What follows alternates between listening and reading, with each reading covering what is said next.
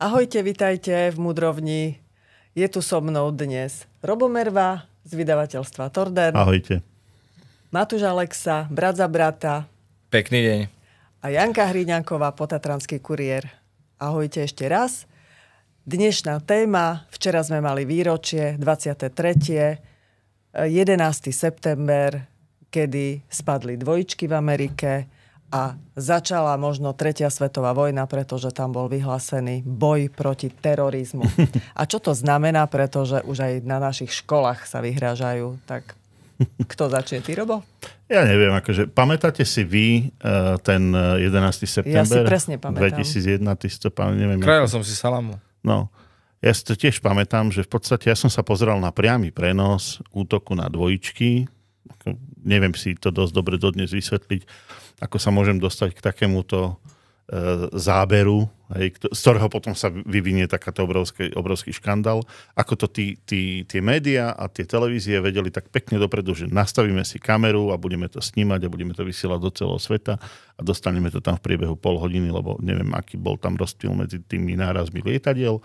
Ale po tom prvom náraze lietadla už sme videli priamom prenose, ako narazilo akože druhé lietadlo, ako sa to celé zrútilo. A to zrútenie práve som sledoval v spoločnosti aj iných mne dovtedy neznámych ľudí a jeden z nich povedal, že kokos, tak toto bolo krásne. Že čo bolo krásne? No v živote som nevidel krajšie riadenú demolíciu ako toto. To bolo úžasné, to bolo precízne urobené. A pozerám na ne, hovorím, to myslíš vážne? A hovorím, no áno, akože videl si už niekedy, že by spadli budovy a ako by spadli budovy. Vieš, ako by to spadlo, keby to nebolo riadené, keby to nebolo pripravené. A pozerám na neho a akože som mu nechcel veriť. Ja som naozaj v tej chvíli veril, že naozaj tam narazili lietadla. Naozaj som veril tomu, že to boli nejakí teroristi, o ktorých sa už rozprávalo. Naozaj som veril tomu, že tie budovy tak spadli, ako spadli. Potom som si pozrel pár dokumentov. Prvý bol Michael Moore a už som vedel, že v podstate čo sa stalo. A to, čo si dnes povedal, začala 3. svetová vojna. A ja som bola na ceste do Bratislavy, som bola na diaľnici, pamätám si to presne ako dnes. Na jakej diaľnici? To už bola diaľnica? Alebo sa to tvárilo ako diaľnica. Dodnes to nie je diaľnica. Tak to si ma teraz dostal, ďakujem ti. Vezmi si, že keď hovorili, keď som minule spomínal na to, keď ešte Mečiar hovoril, že tu bude diaľnica až do Košíc, tak ja som mal 25 rokov. A Klaudia dnes už mám 52. Ešte tá diaľnica nie. No, ale hlavne máme platiť diaľničné známky. My sme minule dostali dokonca aj pokutu, lebo sme prešvihli termín a neviem, za čo to platíme vlastne. Veď za diaľnicu. No. Takže ty si bola na tej diaľnici, aby bola si tam som teda na ceste do Bratislavy a počula som to z rádia a som si, normálne mi blinkla kontrolka a som si povedala, urobili si to sami. No. A zistila som, že som sa vôbec nemýlila. A ty? Krajal tú salamu? Krajal som tú Myslíš, salamu. ako uherák? Tak verzií samozrejme strašne veľa. Aj toho, samozrejme, každá jedna obeť, každého jedného teroristického činu alebo toho, čo niekto naplánuje, je to veľmi smutné. Ale taktiež som videl už mnoho vysvetlení a rozprával som sa s mnohými ľuďmi, ktorí vlastne riešia riadené odstrely a tak ďalej. Tak oni povedali, že akokoľvek niekto nás môže teraz nazvať hoaxérmi a neviem čím, ale nech si naštudujú fyzikálne zákony, aké sú a nech sa stretnú s ľuďmi akékoľvek, ktorí vedia, ako sa rieši demoličnej spoločnosti, myslíš? Riadený odstrel, tak pochopí, že proste nebolo to určite s kostolným poriadkom a určite to nebolo tak, ako nám deklarovali. Ja len poviem, že to je jedno už, ako nás ľudia nazvu, ale nech si hovoria, čo chcú, my sme v Mudrovni. Každý jeden odobratý ľudský život cudzou rukou. Musíš byť špina, hajzel. Je to vražda. Proste. Je to vražda. Ja som bol teda sledoval som rôzne konflikty po celom svete a je smutné, že stále je to len pre finančný prospech a finančné obohatenie. A 100% ja som presvedčený, že aj toto bolo len jedine na to, aby niekto dokázal niečo jednak buď zakryť, alebo sa obohatiť. Pozrime si, čo v dôsledku toho vlastne vzniklo vo svete, Lebo ten 11. september ako vôbec nebol náhodný, čo nasledovalo bezprostredne potom, lebo si vymysleli okamžite ten narratív, lebo Al-Qaida, lebo Usama bin Laden, tak vtrhli do Afganistanu. To bolo hneď prvé. A 2 roky na to, v 2003 vtrhli do Iraku, kde si vtedy vymýšľali, že tam má Saddam Hussein ešte pomaly aj jadrové zbrania. Proste oklamali celý svet. Spojenci NATO, vtedajší, ešte sme tam neboli ako Slovensko, to nikto neodsúdil, všetci sa na tom podielali. Potom sme sa my ešte aj ako Slovensko pridali k tomu celému gaunerstvu. A do dnešného dňa nikto za to nebol potrestaný. Lebo to je medzinárodný zločin, čo si povedzme. A my sme kolaborovali ako Slovensko s týmto medzinárodným zločinom. No a zober si, že v Afganistane čo? Ako to dopadlo? Vyriešili niečo? Utiekli z Babelo, nechali tam momentálne techniku, nádejajúc sa, že to použijú proti Rusku teraz. A zase kto tam doplatil? Obyčajný národ, obyčajní ľudia. Veď existujú tisícky svedectiev, stovky videí, filmov, všetkého, ako armáda zabíjala civilných obyvateľov, vraždila deti a tak ďalej, zbombardovali niekoľko osad, dedín, ktoré boli zrovnané zo zemou, lebo to je taktika boja Spojených štátov, hej. Najprv je spálená zem a potom nabehne pechota a tak ďalej, takže je to choré. A tí, ktorí neveria, nech neveria, ale kľudne tu môžeme zavolať aj chlapcov od novodobých veteránov, ktorí slúžili pod modrými prilbami a rovno povedia na rovinu tak, ako to je, že komu slúžili a prečo slúžili. A úprimne poviem každému, že nie sú na to hrdí, pre koho slúžili. Ale boli zneužití. No, chvála Bohu, že dnes, lebo dnes sa to naozaj ukazuje celé. Lebo sú tu ľudia, ktorí ešte stále veria, že v 89. tu bola nežná revolúcia, ktorá prišla spontánne od ľudu. Pritom už je definitívne jasné, že to bol riadený prevrat, štátny prevrat, ktorý bol naozaj kolaborovaný so zradou a so všetkými ostatnými, robila to CIA. Takisto 11. september bol pod absolútnou kuratelou nielen CIA, ale priamo všetkých spravodajských služieb a priamo Bieleho domu. To je už takisto dosť nespochybniteľný fakt. A teraz si povedzme ešte v dôsledku toho, čo sa vstalo vo svete ako takom. V dôsledku nejakého 11. septembra sme sa my ako ľudia stali obeťami doslova do písmena šikany. Na letiskách sa zaviedli kontroly bezpečnostné, máme protiteroristické opatrenia a podobné veci. A teraz premostním na tie bombové útoky posledne na Slovensku, ktoré sú zás len v dôsledku určitej paniky, vyvolania paniky a strachu, vytvárané ako hrozby, aby mohli následne nasadiť zase kontrolu detí, nielen kamerový systém, znova turnikety a všetko. Doslova do písmena šikanu zase našich detí. Čiže pomaly nás zvykajú na presne, teror na ten koncentrák. Na ten koncentrák, lebo oni najprv nás potrebujú vystrašiť, aby my sme sami chceli tie opatrenia, aby oni aby si očistili vlastne tie ruky. Áno. A oni budú len sa prizerať, ako my budeme chcieť byť chránení a ako budeme chcieť byť kontrolovaní a budeme pod kamerami. A preto to už zavádzajú na základných školách, preto tie bombové útoky takzvané, pretože aby mohli už malé deti trénovať na to, že budú pod kamerovým systémom a takto pomaličky sa tu vkráda nový svetový poriadok. A tí ľudia im veria, že 11. september spôsobili teroristi Al-Kaidy na čele s nejakým... A najlepšie je ten neviditeľný nepriateľ, lebo na toho sa najlepšie vyhovára, že? Zober si, že už počas druhej svetovej vojny využívali strach ako najlepšieho pomocníka na ovládanie ľudí. No a dneska ešte tie dlhy.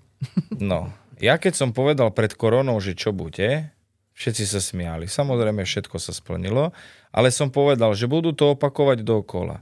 A to je to pravidlo, ktoré vlastne vtedajší poradcovia Hitlera začali využívať, že v prvom rade... Myslíš Goebbelsa? Takto, nemenujem ich, lebo bolo viacero, ale oni vytvorili kľúč, teda začali s tým kľúčom. Vyvolaj strach a daj nádej.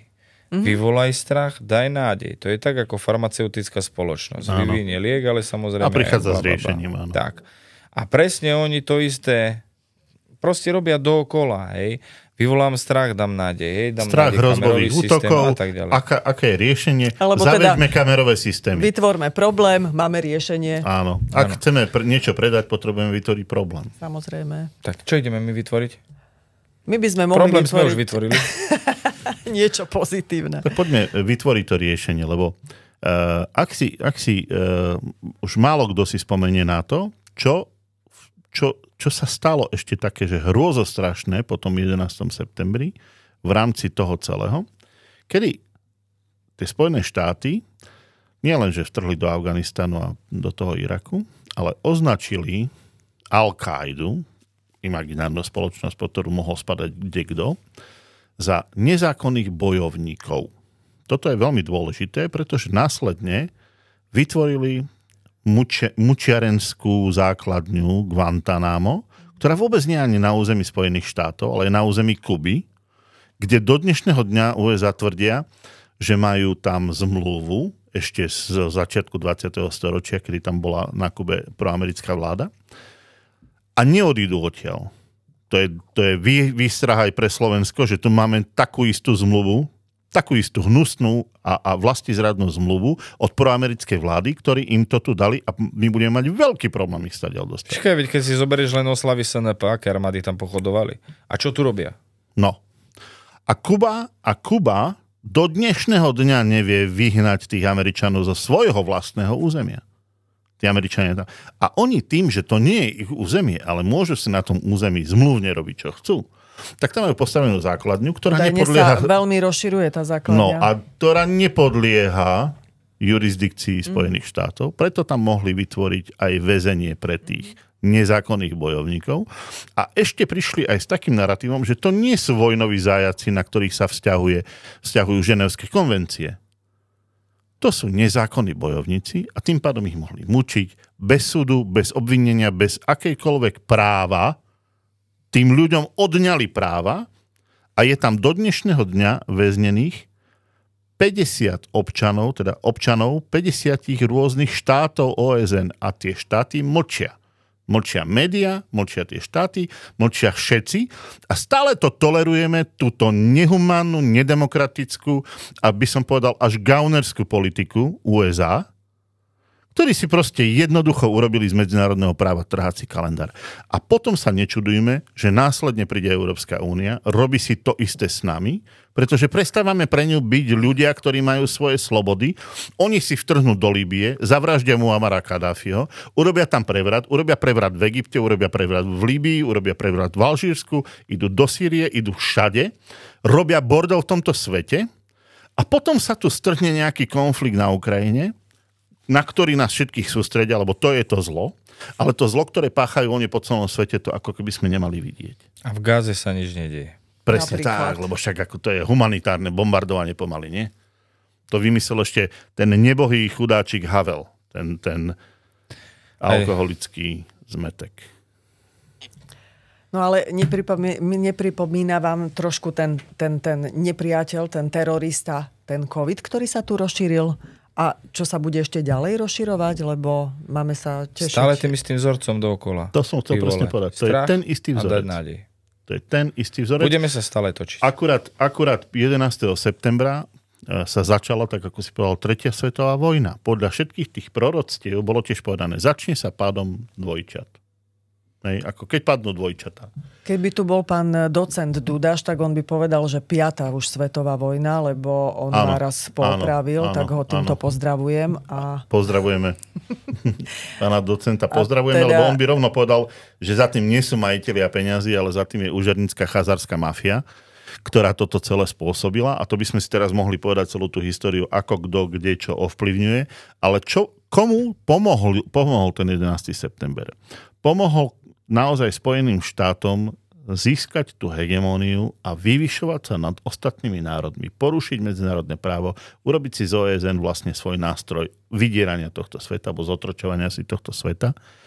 A my sme tu dopustili absolútne hanebne vládu, ktorá nás takýmto lacným spôsobom predala do otroctva Spojeným štátom. A toho sa len tak ľahko... Tá Kuba by nám mala byť výstrahou. Pozrite si, čo sa robí vo Venezuele. Tam vyhrá Maduro voľby a oni si sa rozhodnú, že Maduro nie je tým správnym prezidentom, lebo náhodou sedí na ich rope, no tak si tam vymyslia iného prezidenta, ktorý nakoniec aj tak len hanebne utekol z tej Venezuely. To isté chceli urobiť s Tichanovskom tomu Lukašenkovi v Bielorusku. Dnes už vidíme, čo mal byť dôvod a prečo to robili, lebo chystali tú vojnu cudzou rukou, chceli urobiť aj z Bieloruska nástroj na vojnu proti Rusku. A naša Zuzana Čaputová ide teraz za odmenu do Ameriky recitovať na nejakú univerzitu. Ale to je chudera jedna, ubohá chudera, ktorá nevie ani, čo ide robiť.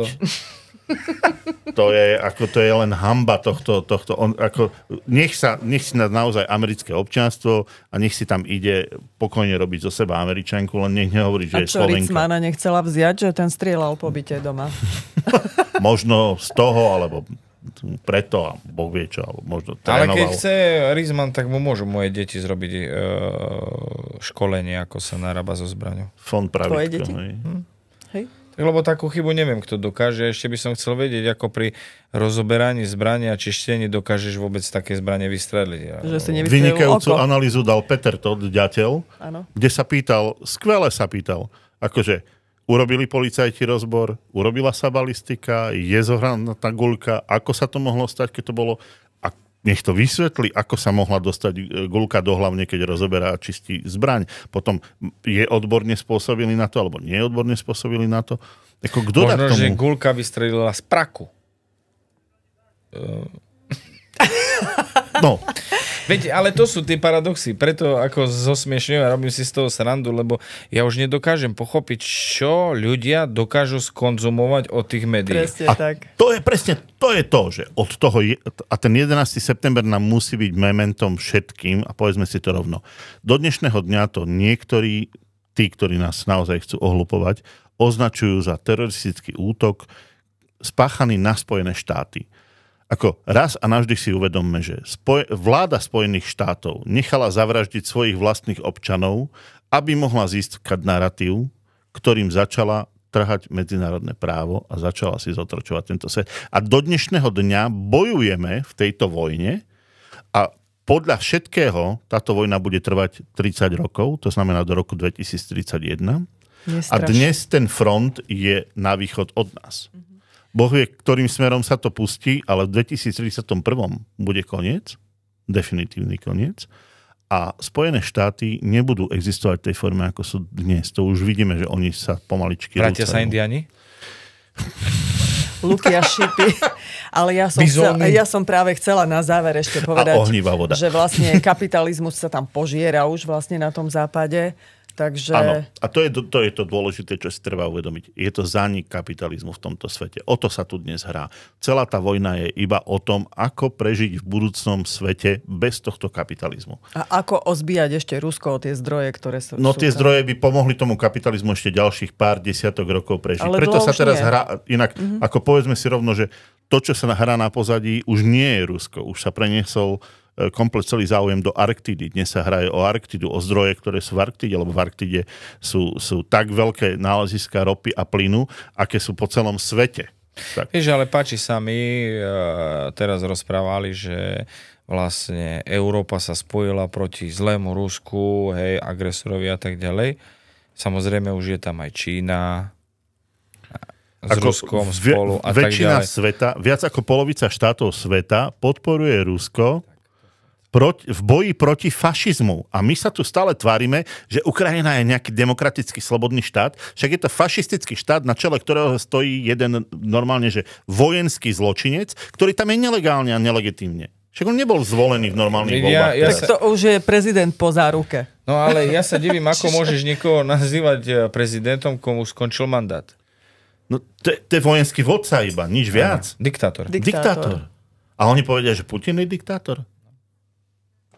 Choďte sa pozrieť do toho Ruska, ako má ten Putin naozaj podporu medzi tými ľuďmi. A prečo?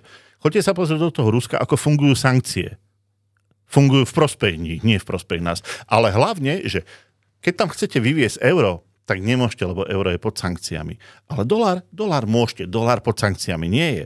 A keď sa pozriete, Kde predávajú tí Rusi tú ropu a plyn? Však ťažia viac, ako ťažili minulom roku.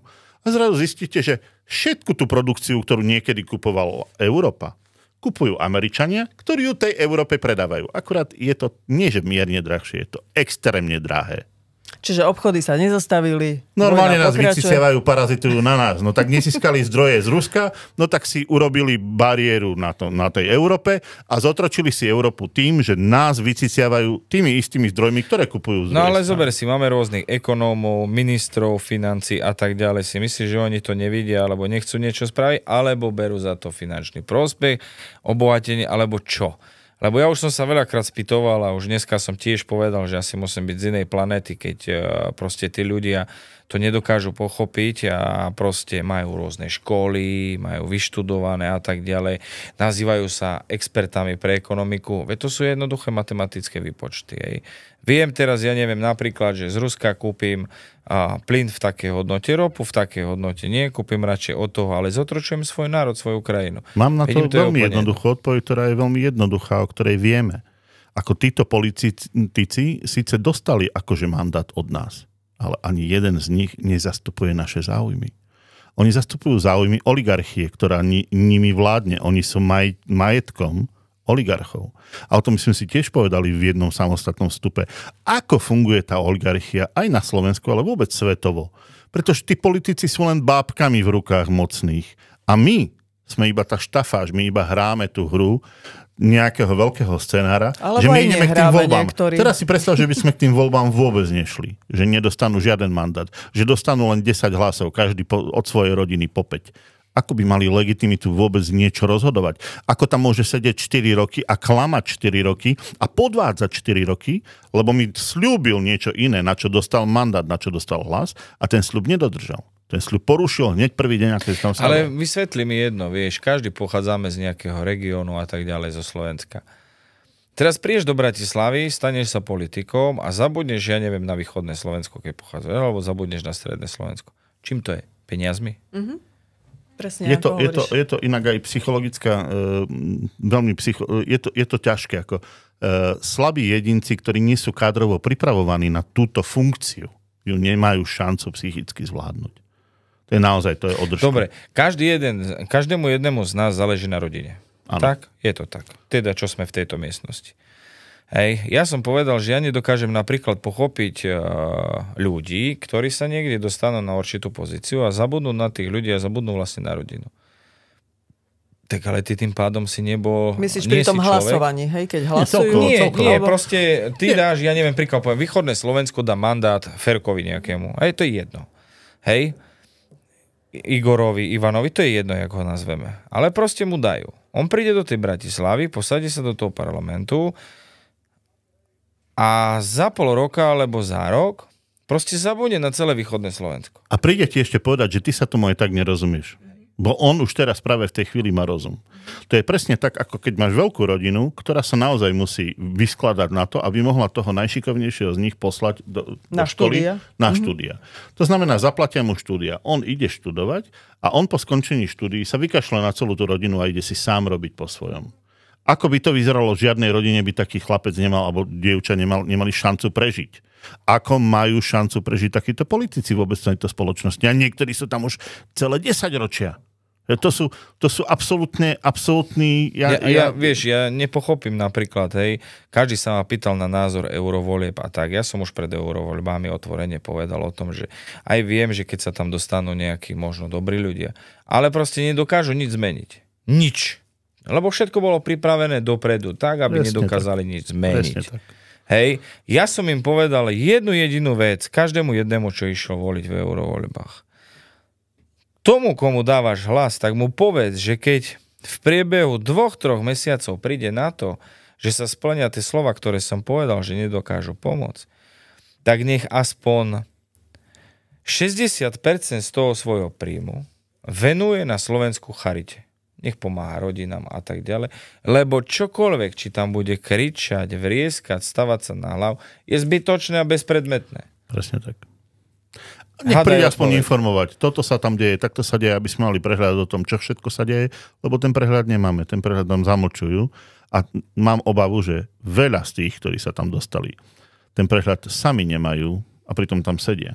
Lebo nemajú na to ani len kapacitu, nie je to ešte chuť. Vieš, je smutné, že aj niektorí fašisti a tak ďalej, tí, ktorí velebia, tí, ktorí nás zradili a tak, ktorí sa dostali za Slovensko do Európarlamentu, že stále vystupujú a kričia tam tie veci a jak sme sa bavili aj mimo do krútky, že proste tie videjka si robia každý deň aspoň 3 a musím kričať, lebo mám sledovanosť. To je pre národ najdôležitejšie podľa mňa. Keď budú mať pekné videjka, tým pomôžu najviac. Som nagelovaný, ja neviem, fakt vážne nedokážem pochopiť, nedokážem to ani nejakým spôsobom prijať, čo dokáže ten Slovák skonzumovať. Čo všetko? No, pozri, tak ako sme dokázali skonzumovať aj ten 11. september, tak ako sme dokázali skonzumovať COVID, a teraz nehovorím o nás, hovorím o tej väčšine ľudí, ktorí naozaj podľahli tomu tlaku tých médií, lebo tie médiá sú majetkom tých oligarchov, ktorí to celé ovládajú, ovplyvňujú, manipulujú, riadia. Nesmieme hrať ich hru. To je celé. A ten 11. september nám ukázal presne, akým spôsobom nás dokážu. Ideme do záverečnej fázy vojny. Čaká nás posledných 5-6 rokov. To nebudú ľahké roky. Toto, čo sa teraz tu bude diať, budú dosť ťažké roky. Ale potom príde niečo, čo budeme budovať na novo. Tak ako po druhej svetovej vojne prišla veľká eufória. Začali sme budovať na novo. Pre Československo boli 50. 60. roky zlatým vekom. Počkaj, Robo, ale vtedy muži boli mužmi a dneska muži sú s kabelkami. Opäť to bude rovnaké, pretože tak, ako hovorí to pravidlo tých Arabov, môj pradedo sa vozil na ťave, aby som sa ja mohol voziť na Mercedese a môj syn sa mohol voziť na Bentley. Ale jeho prapravnúk sa znova bude voziť na ťave. Mm-hmm. Silní muži. Alebo na bizonoch. Silní muži vedia vyrobiť dobré časy. Dobré časy, ale vyrábajú slabých mužov. Presne a slabí muži vyrábajú zlé časy. A zlé časy zase vyrobia silných mužov. Je to kolobeh, ale na to, a my to už vieme, tak prečo by sme mali opakovať tú históriu? Tak poďme si tú históriu naozaj povedať pravdivú. A ten 11. september je najlepším príkladom toho, alebo aj ten 89. ten prevrat, najlepším príkladom toho, ako sme tu oklamaní. Povedzme si pravdu, lebo tá pravda jediná nás oslobodí a s tou pravdou vieme potom ďalej tvoriť budúcnosť, aby sme si neopakovali opäť tie isté chyby.